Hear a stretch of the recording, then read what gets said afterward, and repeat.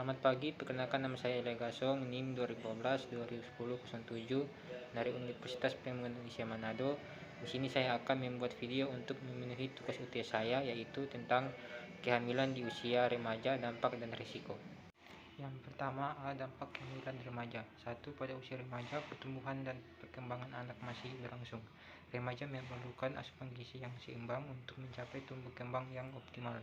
Kehamilan remaja dapat mengganggu tumbuh kembang sang ibu dan menyebabkan terjadinya anemia, kekurangan gizi, dan rendahnya daya tahan tubuh.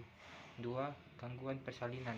Kehamilan remaja khususnya yang berusia di bawah 17 tahun meningkatkan risiko komplikasi medis seperti pendarahan persalinan, begitu juga dengan proses aborsi tidak aman. Kehamilan dan komplikasi medis juga merupakan penyebab kematian tertinggi kedua pada anak usia 15-19 tahun.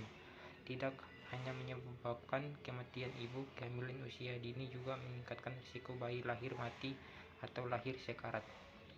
3. Kanker payudara.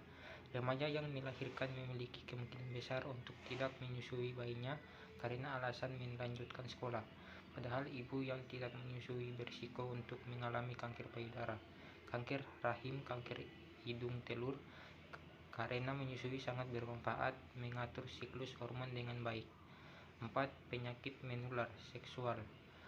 Kehamilan remaja yang diikuti oleh pernikahan memungkinkan remaja menjadi seksual aktif di usia dini. Muskosa, lapisan paling luar dari alat kelamin dan organ reproduksi remaja, belum siap untuk aktivitas seksual sehingga akan lebih mudah terluka. Maka semua studi mengatakan aktivitas seksual di bawah usia 20 tahun jauh lebih berisiko untuk tertular penyakit seperti HPV dengan hepatitis B. Terlebih penggunaan kondom di Indonesia tidak terlalu populer. Masalah kesehatan mental. 5. Remaja yang hamil di luar nikah rentan mengalami stres dan depresi karena merasa malu, dikucilkan dari lingkungan pergaulan maupun hambatan meraih cita-cita. Secara psikologis, anak belum siap untuk menjadi ibu. Kehamilan usia dini dapat mempengaruhi perkembangan kepribadian mereka. Jika kelak dilanjutkan dengan pernikahan usia remaja yang masih labil, kemungkinan terjadinya kekerasan dalam rumah tangga, KDRT, kekerasan terhadap anak, perselingkuhan maupun perceraian. 6. Dampak sosial ekonomi. Kehamilan remaja juga dapat menimbulkan risiko sosial ekonomi pada kasus keluarga kurang mampu di mana keluarga tidak sanggup memberikan support sistem. Yang kedua, B. Risiko kehamilan remaja. 1. Keguguran dapat terjadi karena disengaja ataupun tidak disengaja, tapi keguguran pada wanita yang hamil di usia remaja umumnya lebih tinggi, meningkat masih belum matangnya organ-organ reproduksi si perempuan. 2. Gangguan kesehatan organ reproduksi. Remaja belum siap untuk mengandung bayi selama 9 bulan sehingga hamil di usia remaja bukanlah kemungkinan menyebabkan perobekan di vagina dengan saluran cerna atau saluran kencing dengan vagina. Akibatnya di kemudian hari akan menimbulkan infeksi yang berulang dapat menurunkan kualitas hidup remaja tersebut. 3. Bayi lahir prematur dan berat bayi lahir rendah.